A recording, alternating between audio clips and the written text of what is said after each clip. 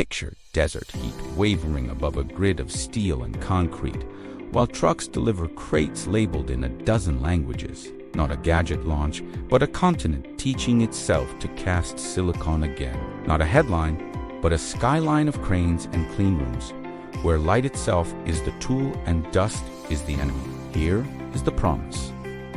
By the end of this brief, you will have a map to read Arizona's TSMC build-out, the incentives, the schedule. In the advanced packaging link, so you can decide where to place capital, talent, and attention. If that's the map you need, share this with one operator who needs it. And tell me in the comments which constraint hits you hardest. Yesterday's playbook was simple. Designed in California, tape out in Taiwan, ship packages from Asia, and measure success by clock speed and margin. Today's reality is layered. A resorting drive that aims to anchor advanced nodes on US soil. A packaging revolution where the chip is a 3D stack of dies stitched by copper silicon interposers or hybrid bonded, and a supply chain that mixes geopolitics with physics. The old world prized single-site efficiency. The new world prizes portfolio resilience across fabs, packagers, and power basins. Before, you optimized shipping lanes. Now, you optimize queue time. 3 constraints govern outcomes here. First is lithography capacity, the heartbeat of advanced nodes. An EUV scanner is not a server you rack.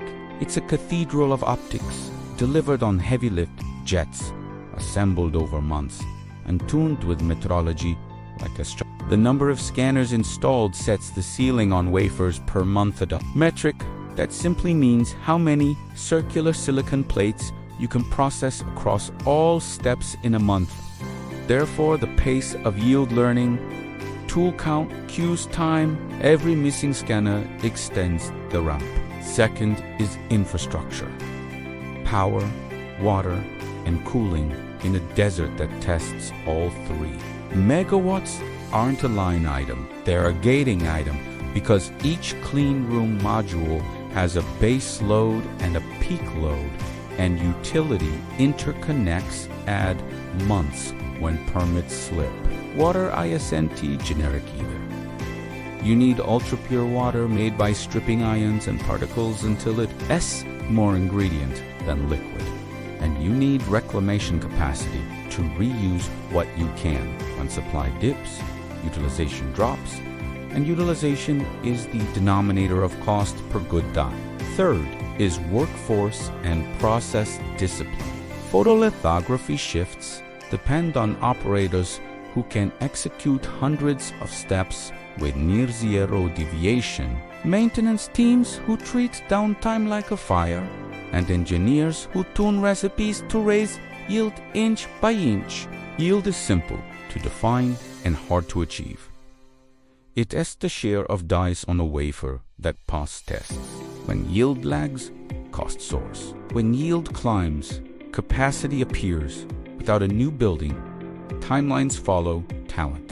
Amplifiers multiply or dampen those physics. Public incentives lower effective capital cost, but only convert to time savings when tied to milestones that unlock permits, grid hookups, and module commissioning. Tax credits help the spreadsheet. Fast-tracked interconnects help the schedule. Long-term wafer supply agreements stabilize cash flow, but if they don't carry realistic ramp profiles, they force firefighting. And process transparency vendor scorecards, joint control plans, shared SPC statistical process control, dashboard shrinks variance. Slogans do not, the rule is simple. Money shortens queues only when it buys the bottleneck. Now, the hinges da decisions that bend the curve. Choose the node mix with discipline. Chasing the newest node everywhere raises risk. Collocating a mature node nearby provides a relief valve for less critical dies, reducing pressure on the EUV line and protecting the learning loop for N3, N2 class processes. Decide the packaging boundary early. If computer relies on CAUS class 2.5D interposers or hybrid bonded 3D stacks, onshore, advanced packaging must be scheduled as part of the fab build, not as an afterthought, or else wafers idle while packages wait. Lock your tool delivery cadence.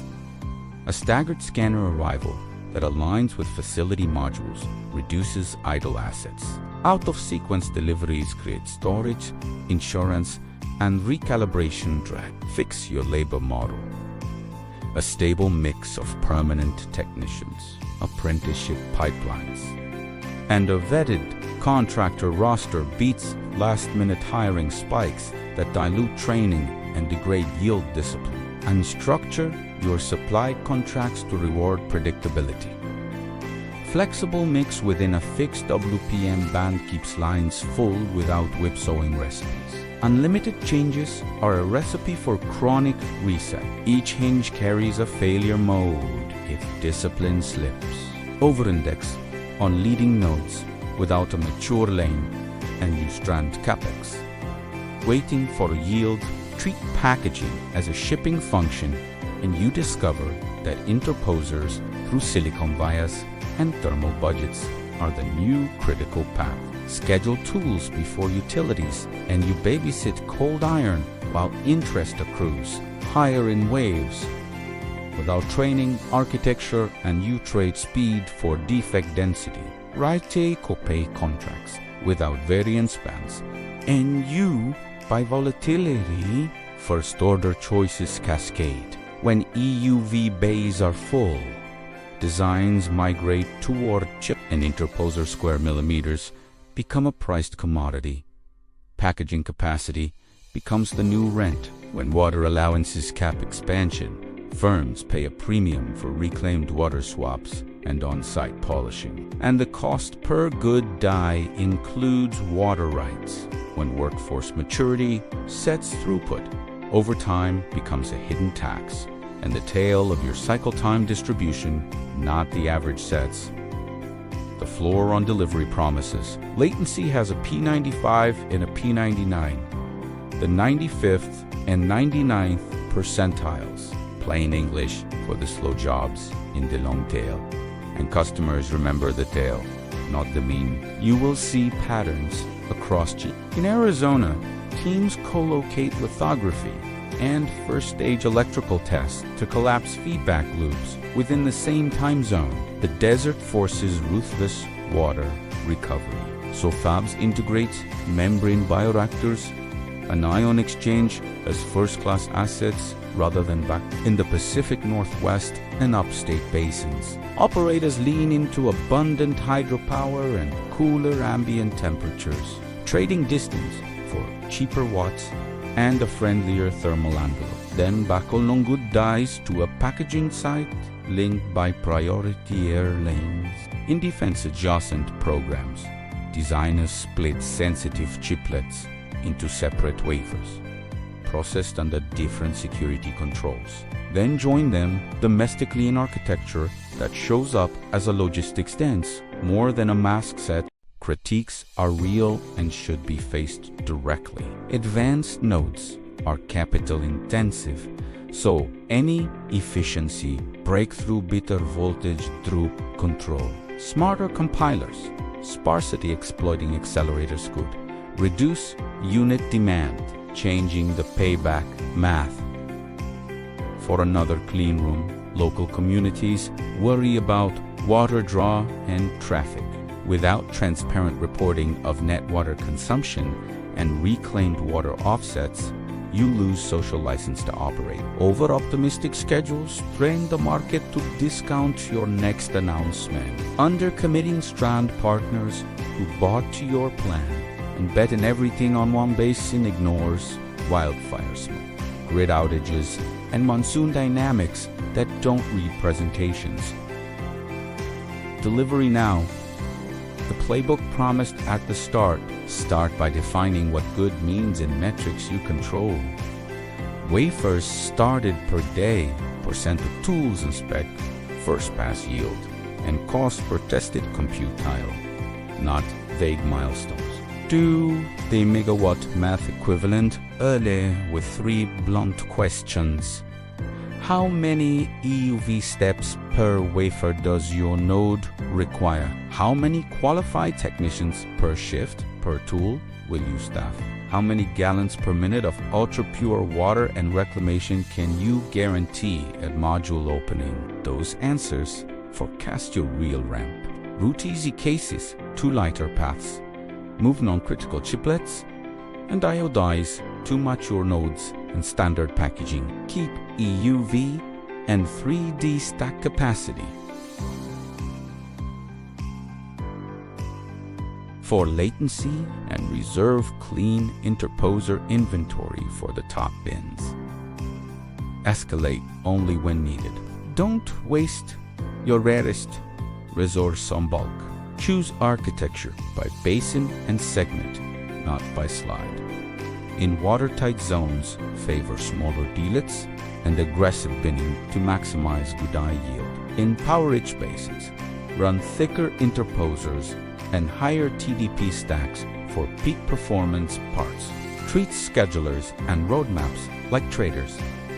They should chase clean and cheap windows on the grid. Schedule high energy anneals and vacuum pumps in off-peak blocks, and coordinate with utility demand response to earn credits and headroom. Build a latency quality portfolio. Edge test where it reduces cycle time. Local post-fab probe for fast feedback. Remote packaging for density when air lanes are predictable. Always measuring the tail of time to known good. Match supply and demand by the hour when it matters. If your customer has quarterly tapeouts with monthly build waves, mirror the cadence in starts, not just in shipments, to avoid bunching that confuses SPC and raises scrap. Co-invest in shared infrastructure that earns durable license to operate. An independent water reclamation hub that supplies multiple fabs, a training academy feeding all shifts, a packaging village linked by a secured corridor. Above all, instrument observability. Treat utilization like a P95 metric. What utilization you hold, even on a rough day. Expose defect Paretos in plain dashboards and tie cost per unit to leave recipe choices, so no engineer guesses in the dark. If you need a mental model for schedules, use this. Land, then steel, then tools, then recipes, then yield. Land is permits and neighbors. Steel is modules, and ink tools are scanners, deposition, etch, and the metrology that polices them. Recipes are the invisible choreography. Yield is the flywheel that pays for the rest. You cannot pay your way around the order.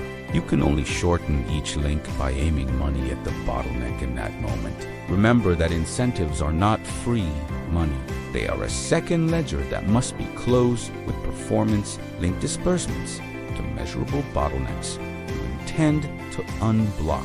Tie a credit to a grid interconnect, not a ribbon cutting.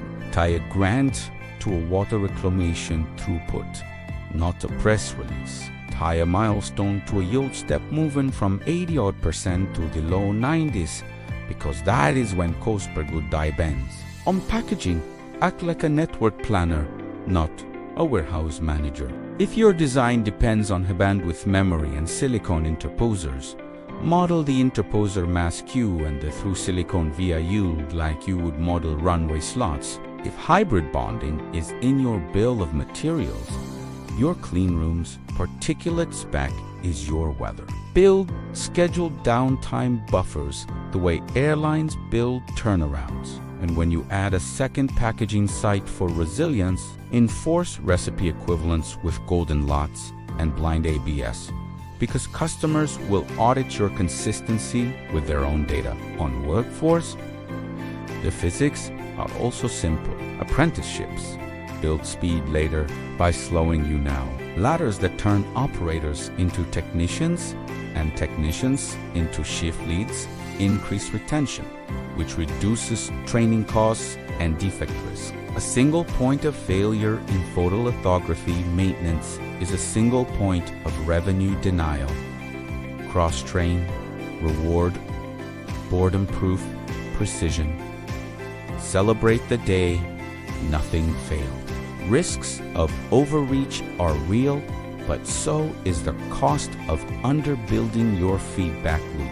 If Arizona holds your scanners on your first stage electrical test, you fix yield issues in hours, not weeks. If packaging waits overseas without priority slots, you will misdiagnose litho issues as packaging defects and lose months to finger pointing. If water limits block a second module, your learning saturates at the first plateau and your competitors climb past you. The slowest link writes the story. Set expectations with customers like an air traffic controller, not a poet. Here is your recap. Build where you can close the loop fastest, not where the map looks empty. By the bottleneck, scanners, interposers, water rights, or training whichever limits this quarter's ramp. Treat packaging as compute, not cardboard. It sets performance and schedule. Manage the tail, not the mean.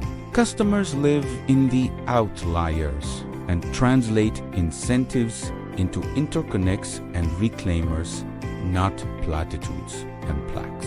You now hold the map to the reshoring frontier as it touches down in Arizona. The constraints that set the rhythm, the levers that bend the curve, the patterns that show up on the ground, and the playbook that turns ambition into throughput. Use it to decide what to build, where to commit, and how to pace your next quarter. If this helped, follow and subscribe, then comment with the single constraint or decision you want unpacked next, phrased in one line so we can tackle it with precision.